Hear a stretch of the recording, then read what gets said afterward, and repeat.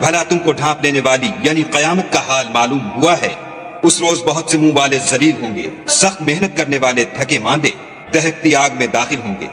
ایک کھولتے ہوئے چشمے کا ان کو پانی پلایا جائے گا، اور خاردار جہاڑ کے سوا ان کے لیے کوئی کھانا نہیں ہوگا جو نہ فربہی لائے نہ بھوک میں کچھ کام آئے۔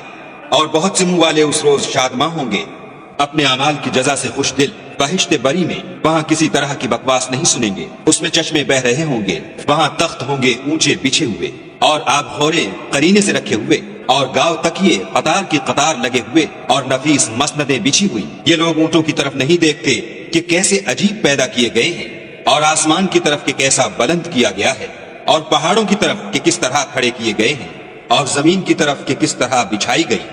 تو تم نصیحت کرتے رہو کہ تم نصیحت کرنے والے ہی، تم ان پر داروغہ نہیں ہو۔ ہاں، جس نے منہ پھیرا اور نہ مانا تو خدا اس کو بڑا عذاب دے گا۔ بے شک ان کو ہمارے پاس لوٹ کر آنا ہے، پھر ہم ہی کو ان سے حساب لینا ہے۔